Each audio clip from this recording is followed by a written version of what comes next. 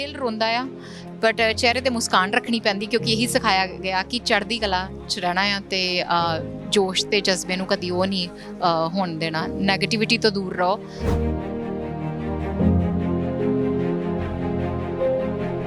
ਆਪਣੇ ਟੈਸਟ ਹੋ ਰਿਹਾ, ਐਗਜ਼ਾਮ ਹੋ ਰਿਹਾ, ਆਪਣੇ ਇਮਤਿਹਾਨ ਹੋ ਰਿਹਾ, ਆਪਣੀ ਸਬਰ ਦੀ ਜਿਹੜੀ ਉਹ ਹੈਗੀ ਆ ਨਾ ਉਹ ਟੈਸਟ ਕੀਤੀ ਜਾ ਰਹੀ ਹੈ, ਪੇਸ਼ੈਂਸ ਨੂੰ ਟੈਸਟ ਕੀਤਾ ਜਾ ਰਿਹਾ, ਪਰ ਅਸੀਂ ਹਾਰਨ ਵਾਲੇ ਨਹੀਂ ਕਿਉਂਕਿ ਅਸੀਂ ਉਸ ਕੌਮ 'ਚੋਂ ਆਉਂਦੇ ਹਾਂ ਜਿਨ੍ਹਾਂ ਨੇ ਇੰਨੀਆਂ ਸ਼ਹੀਦੀਆਂ ਦਿੱਤੀਆਂ।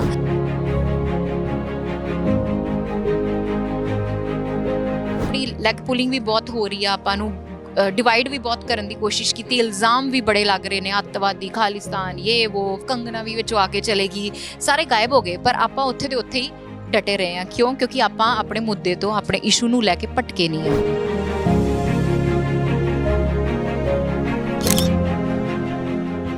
ਦੇਸ਼ ਪ੍ਰਦੇਸ਼ ਟੀਵੀ ਦੇਖ ਰਹੇ ਸਾਰੇ ਦਰਸ਼ਕਾਂ ਦਾ ਬਹੁਤ-ਬਹੁਤ ਸਵਾਗਤ। ਮੈਂ ਅਨੁਜਾ ਸ਼ਰਮਾ ਤੇ ਮੈਂ ਇਸ ਵਕਤ ਪਹੁੰਚੀ ਹਾਂ ਜੀ ਸਿੰਘੂ ਬਾਰਡਰ। ਮੇਰੇ ਨਾਲ ਇਸ ਵਕਤ ਮੌਜੂਦ ਨੇ ਜਪਜੀ ਖਹਿਰਾ ਜੀ, ਜੋ ਕਿ 2006 ਦੇ ਵਿੱਚ ਮਿਸ ਵਰਲਡ ਪੰਜਾਬਨ ਵੀ ਰਹਿ ਚੁੱਕੇ ਨੇ ਤੇ ਬਹੁਤ ਸਾਰੀ ਫਿਲਮਾਂ ਦੇ ਵਿੱਚ ਆਪਣੀ ਖੂਬਸੂਰਤ ਅਦਾਕਾਰੀ ਵਾਸਤੇ ਜਾਣੇ ਜਾਂਦੇ ਨੇ।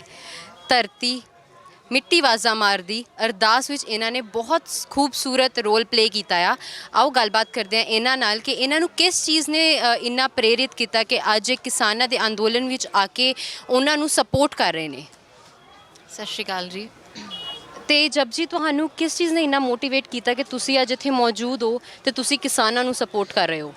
ਮੈਂ ਪਹਿਲੇ ਦਿਨ ਤੋਂ ਹੀ ਨਾਲ ਜੁੜੀ ਹੋਈ ਹਾਂ। ਇਹ ਸੰਘਰਸ਼ ਮੈਨੂੰ ਪਰਸਨਲ ਤੌਰ 'ਤੇ ਲੱਗਦਾ ਕਿ ਮੇਰਾ ਖੁਦ ਦਾ ਵੀ ਆ ਕਿਉਂਕਿ ਮੈਂ ਕਿਸਾਨ ਦੀ ਧੀ ਹਾਂ ਅਤੇ ਮੇਰੇ ਦਾਦੇ ਪੜਦਾਦੇ ਸਾਰੇ ਖੇਤੀ ਨਾਲ ਜੁੜੇ ਹੋਏ ਸੀਗੇ। ਅਤੇ ਹਫ਼ਤਾ ਪਹਿਲਾਂ ਮੈਂ ਵੀ ਕਹਿ ਰਹੀ ਸੀ ਕਿ ਮੇਰੇ ਚਾਚਾ ਜੀ ਵੀ ਖੁਦ ਜਿਹੜੀ ਵਾਹੀ ਆ ਉਹ ਕਰਦੇ ਨੇ, ਉਹ ਜ਼ਮੀਨ ਕਾਫੀ ਆ ਔਰ ਉਹਨੂੰ ਲੁੱਕ ਆਫਟਰ ਕਰਦੇ ਨੇ। ਇੱਥੇ ਪਿੰਡ ਹੈ ਆਪਣਾ ਮਾਝੇ 'ਚ, ਅਤੇ ਬਟ ਅਫਸੋਸ ਵਾਲੀ ਗੱਲ ਆ ਕਿ ਮੈਂ ਅੱਜ ਹਫ਼ਤੇ ਬਾਅਦ ਇਹ ਗੱਲ ਨਹੀਂ ਕਹਿ ਸਕਦੀ ਕਿਉਂਕਿ ਡੈਥ ਬੈਡ 'ਤੇ ਜਦੋਂ ਸੀਗੇ, ਇੱਕ ਹਫ਼ਤਾ ਪਹਿਲਾਂ ਦੀ ਗੱਲ, ਉਹਨਾਂ ਦੀ ਡੈਥ ਹੋ ਗਈ ਆ। ਅਤੇ ਉਹ ਡੈਥ ਬੈਡ 'ਤੇ ਜਦੋਂ ਸੀਗੇ ਅਤੇ ਉਹਨਾਂ ਨੇ ਇਹੀ ਗੱਲ ਕਹੀ ਸੀ ਕਿ ਮੇਰੇ ਇੱਕ ਬੰਦਾ ਜਿਹੜਾ ਮਤਲਬ ਮੌਤ ਜਿਹਨੂੰ ਸਾਹਮਣੇ ਦਿਖ ਰਹੀ ਔਰ ਉਹ ਇਹ ਗੱਲ ਕਹਿ ਰਿਹਾ ਮੇਰੇ ਕਿਸਾਨ ਵੀਰਾਂ ਦਾ ਕੀ ਬਣੂਗਾ। ਜੁੜੀ ਮੈਂ ਇਸ ਸੰਘਰਸ਼ ਨਾਲ ਪਹਿਲਾਂ ਤੋਂ ਹੀ ਸੀ, ਪਰ ਇਸ ਗੱਲ ਤੋਂ ਬਾਅਦ, ਚਾਚਾ ਜੀ ਦੀ ਇਸ ਗੱਲ ਤੋਂ ਬਾਅਦ ਮੇਰੇ ਜਿਹੜੇ ਇਰਾਦੇ ਆ ਇਸ ਸੰਘਰਸ਼ ਨੂੰ ਲੈ ਕੇ ਕਿ ਮੈਂ ਇਹਦੇ ਵਿੱਚ ਐਂਡ ਤੱਕ ਜੁੜੀ ਰਹੂੰਗੀ, ਇਹ ਇਰਾਦਿਆਂ ਨੂੰ ਮੇਰਿਆਂ ਨੂੰ ਪੱਕਾ ਕਰ ਦਿੱਤਾ ਉਹਨਾਂ ਦੀ ਇਸ ਗੱਲ ਨੇ ਕਿ ਉਹ ਬੰਦਾ ਇੱਕ ਡੈਥ ਬੈਡ 'ਤੇ ਹੋ ਕੇ ਇਹ ਗੱਲ ਕਹਿ ਰਿਹਾ ਕਿ ਕਿਸਾਨ ਵੀਰਾਂ ਦਾ ਕੀ ਬਣੂਗਾ। ਉਹਨੂੰ ਆਪਣੇ ਪਰਿਵਾਰ ਨਾਲ ਹੋਰ ਕਿਸੇ ਚੀਜ਼ ਨਾਲ ਕੋਈ ਲੈਣਾ ਦੇਣਾ ਨਹੀਂ, ਬਟ ਉਹਨਾਂ ਦੀ ਸੋਚ ਇੱਥੇ ਟਿਕੀ ਹੋਈ ਸੀਗੀ ਕਿ ਉਹਨਾਂ ਦਾ ਕੀ ਬਣੂਗਾ। ਸੋ ਇਹੋ ਜਿਹੀਆਂ ਜਿਹੜੀਆਂ ਚੀਜ਼ਾਂ ਲਾਈਫ ਦੇ ਵਿੱਚ ਹਾਦਸੇ ਹੋ ਜਾਂਦੇ ਆ ਨਾ ਤੁਹਾਡੇ ਨਾਲ, ਉਹ ਕਈ ਵਾਰੀ ਤੁਹਾਡੇ ਦਿਲ ਨੂੰ ਛੂਹ ਜਾਂਦੇ ਨੇ ਔਰ ਇਹੋ ਜਿਹੀ ਛਾਪ ਛੱਡ ਜਾਂਦੇ ਨੇ ਕਿ ਉਹ ਲੱਗਦਾ ਹੈ ਕਿ ਨਹੀਂ ਹੁਣ ਖਾਸ ਕਰਕੇ ਲੜਾਈ ਦੀ ਗੱਲ ਕੀਤੀ ਜਾਵੇ ਤਾਂ ਹੁਣ ਇਹ ਆ ਕਿ ਤੈਅ ਆ ਕਿ ਜਦ ਤੱਕ ਇੱਥੋਂ ਜਿੱਤ ਕੇ ਨਹੀਂ ਜਾਂਦੇ, ਇੱਥੋਂ ਆਪਣੇ ਹੱਕ ਨਹੀਂ ਲੈ ਕੇ ਜਾਂਦੇ, ਉਦੋਂ ਤੱਕ ਪਿੱਛੇ ਨਹੀਂ ਮੁੜਾਂਗੇ। ਅਤੇ ਇਸ ਚੀਜ਼ ਨੇ ਮੈਨੂੰ ਮੋਟੀਵੇਟ ਕੀਤਾ। ਪਹਿਲੀ ਤਾਂ ਇਹੀ ਕਿ ਮੇਰੇ ਦਾਦੇ ਪੜਦਾਦਿਆਂ 'ਚ ਸਾਡੇ ਖੂਨ 'ਚ ਇਹ ਖੇਤੀ ਆ ਔਰ ਮੇਰੇ ਪਾਪਾ ਵੀ ਕਰਦੇ ਰਹੇ ਨੇ ਖੇਤੀ ਕਾਫੀ ਟਾਈਮ। ਫਿਰ ਉਸ ਤੋਂ ਬਾਅਦ ਮੇਰੇ ਚਾਚਾ ਜੀ ਨੂੰ ਮੈਂ ਪਿੰਡ 'ਚ ਦੇਖਦੀ ਹੁੰਦੀ ਸੀ ਔਰ ਉਸ ਤੋਂ ਬਾਅਦ ਚਾਚਾ ਜੀ ਦਾ ਚਲੇ ਜਾਣਾ ਔਰ ਡੈਥ ਬੈਡ 'ਤੇ ਇਹ ਗੱਲ ਕਹਿਣਾ, ਉਸ ਚੀਜ਼ ਨੇ ਇਰਾਦੇ ਜਿਹੜੇ ਆ ਉਹ ਪੱਕੇ ਕਰਤੇ ਔਰ ਮੋਟੀਵੇਟ ਕੀਤਾ।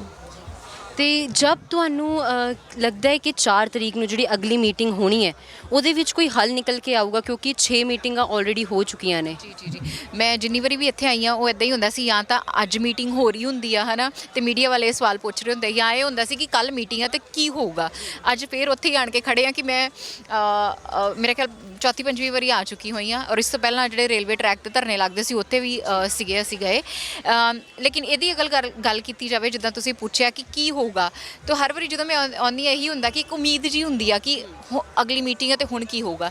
ਪਿਛਲੀ ਵਾਰੀ ਵੀ ਮੈਂ ਇਹੀ ਗੱਲ ਕਹੀ ਸੀ ਕਿ ਉਮੀਦ ਤੇ ਦੁਨੀਆ ਕਾਇਮ ਆ ਅਤੇ ਇਸੇ ਉਮੀਦ 'ਤੇ ਅਸੀਂ ਇੰਨਾ ਸੰਘਰਸ਼ ਲੜ ਰਹੇ ਕਿ ਇੱਕ ਦਿਨ ਸਾਡੀ ਜਿਹੜੀ ਆਵਾਜ਼ ਆ ਉੱਥੋਂ ਤੱਕ ਪਹੁੰਚੇਗੀ, ਉਹਨਾਂ ਨੂੰ ਸੁਣੇਗੀ।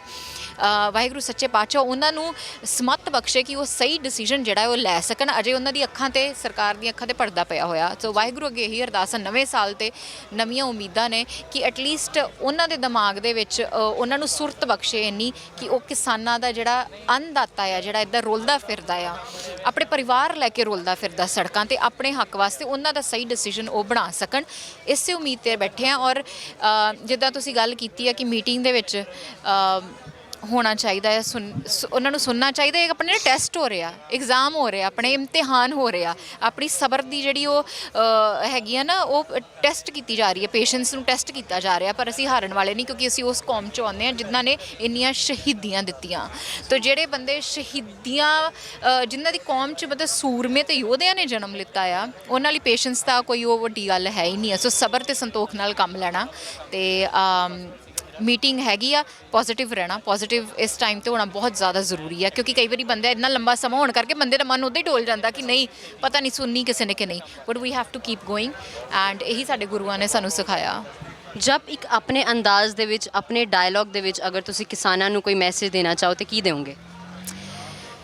ਹਾਏ ਰੱਬਾ, ਹਾਏ ਮੈਨੂੰ ਲੱਗਦਾ ਸ਼ਾਇਦ ਆਹੀ ਮੇਰਾ ਆਪਣਾ ਅੰਦਾਜ਼ ਸੀਗਾ, ਇੱਕੋ ਜਿਹੜਾ ਹੌਕਾ ਹੁੰਦਾ ਹੈ ਨਾ। ਮੈਂ ਕੀ ਮੈਸੇਜ ਦੇਣਾ ਚਾਹਾਂਗੀ? ਮੈਂ ਇਹੀ ਕਹਿਣਾ ਚਾਹਾਂਗੀ ਕਿ ਚੜ੍ਹਦੀ ਕਲਾ 'ਚ ਰਹੋ। ਜਿਹੜਾ ਜੋਸ਼, ਜਜ਼ਬਾ ਅਤੇ ਜਨੂੰਨ ਆਪਾਂ ਲੈ ਕੇ ਘਰੋਂ ਤੁਰੇ ਸੀਗੇ, ਉਹਨੂੰ ਇੱਦਾਂ ਹੀ ਬਰਕਰਾਰ ਰੱਖਣਾ ਆ। ਅਗਰ ਲੰਮਾ ਸਮਾਂ ਇਹ ਲੜਾਈ ਅਗਰ ਆਪਾਂ ਲੜਨਾ ਚਾਹੁੰਦੇ ਹਾਂ, ਅਤੇ ਅਗਰ ਆਪਾਂ ਆਪਣੀ ਲੈਗ ਪੁਲਿੰਗ ਵੀ ਬਹੁਤ ਹੋ ਰਹੀ ਆ, ਆਪਾਂ ਨੂੰ ਡਿਵਾਈਡ ਵੀ ਬਹੁਤ ਕਰਨ ਦੀ ਕੋਸ਼ਿਸ਼ ਕੀਤੀ, ਇਲਜ਼ਾਮ ਵੀ ਬੜੇ ਲੱਗ ਰਹੇ ਨੇ, ਅੱਤਵਾਦੀ, ਖਾਲਿਸਤਾਨ, ਇਹ ਉਹ, ਫਿਰ ਪਤਾ ਨਹੀਂ ਰਵੀ ਖਾਲਸਾ ਜੀ, ਬਹੁਤ ਕੁਛ ਆਏਗਾ, ਕੰਗਨਾ ਵੀ ਵਿੱਚੋਂ ਆ ਕੇ ਚਲੇਗੀ, ਸਾਰੇ ਗਾਇਬ ਹੋ ਗਏ। ਪਰ ਆਪਾਂ ਉੱਥੇ ਦੇ ਉੱਥੇ ਹੀ ਡਟੇ ਰਹੇ ਹਾਂ। ਕਿਉਂ? ਕਿਉਂਕਿ ਆਪਾਂ ਆਪਣੇ ਮੁੱਦੇ ਤੋਂ, ਆਪਣੇ ਇਸ਼ੂ ਨੂੰ ਲੈ ਕੇ ਭਟਕੇ ਨਹੀਂ ਆ। ਸੋ ਕਿਸਾਨ ਵੀਰਾਂ ਨੂੰ ਮੈਂ ਕੀ ਕਹਿ ਸਕਦੀ ਹਾਂ, ਉਹ ਤਾਂ ਆਪਣੇ ਆਪ 'ਚ ਹੀ ਐਡੀ ਵੱਡੀ ਐਗਜ਼ਾਮਪਲ ਦੁਨੀਆ ਨੂੰ ਦਿਖਾਤਾ ਉਹਨਾਂ ਨੇ। ਇਹ ਜਿਹੜੀ ਲਹਿਰ ਚੱਲੀ ਆ ਕਿਸਾਨ ਅੰਦੋਲਨ ਨੂੰ ਲੈ ਕੇ, ਦੁਨੀਆ ਭਰ 'ਚ ਚਰਚੇ ਹੋ ਰਹੇ ਨੇ। ਤੋ ਮੈਂ ਤਾਂ ਸਗੋਂ ਉਹਨਾਂ ਤੋਂ ਸਿੱਖਣਾ ਚਾਹਾਂਗੀ ਕਿ ਤੁਸੀਂ ਇਹ ਕਿੱਦਾਂ ਕਰ ਰਹੇ ਹੋ।